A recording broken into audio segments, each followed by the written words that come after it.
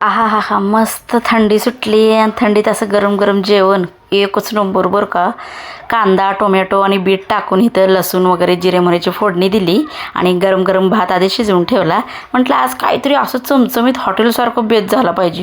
थंडीत असं स्वेटर घालून मस्त गरम गरम राईस, फ्राईड राईस. मग काय मनसेचं सुरू झालं, मम्मी आता फ्राईड राईस केलं तर अगं 4 भजी पण काढ की अगं. मग म्हटलं चला आपल्याला पण खायला मिळते. पोरांनी इच्छा सांगितली की आपल्याला पण वाट त्यांच्यासोबत आपली इच्छा पण पूर्ण होते बरं का. मग मस्तपैकी इथे हेल्दी राईस केला, थोडे काजू बदाम पण टाकले वरनं. मग काय भज्याची तयारी सुरू केली बाबा. भात तर झाला, पापड पण तळून झालं. मग मस्तपैकी मनसेच्या आवडीचं बटाटा भजी, माझ्या पण आवडीचं आहे बरं का.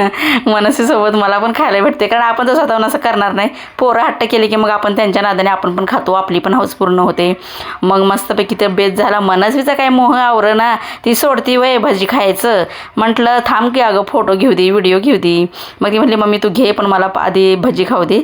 भात इथं मी घेतलाय सर्व करायला, ती आधीच भजी खात बसली होती बरं का. मस्त गरम गरम भात आणि थंडगार वातावरण, कॉम्बिनेशन एकच नंबर आहे बरं का. तुम्ही पण असं गरम गरम मस्त हॉटेलसारखा बेत घरीच करायचा आणि ताव मारायचा. बघा आता मनस्वीला ताट मस्तपैकी इथे घेतलेलं आहे. तिला एकदम भारी वाटतं असं मी ताट दिलं की तिला म्हटलं अगं मी म्हातारी झाल्यावर मला पण असं देत जा ताट तयार करून. म्हणते कशी, अगं बघ मम्मी तुला कसं ठेवते मी एकदम राणीवाणी. म्हटलं बघू बघू तवाचा तवा तोपर्यंत तरी तू खा आता माझ्या हातचं. म्हटलं मस्तपैकी इथं ताट तयार केलेलं आहे. छान अशी भजीसुद्धा फुगलेली आहे. तुम्ही मात्र फुगू नका बरं का. रोज माझे व्हिडिओ बघत जा, छान छान कमेंट करा, लाईक करा, शेअर करा आणि सबस्क्राईब करायला विसरू नका बरं का. चला आता मनस्वी बघा कशी आधीच खात बसली बरं का. तिला काय मोह आवरे ना.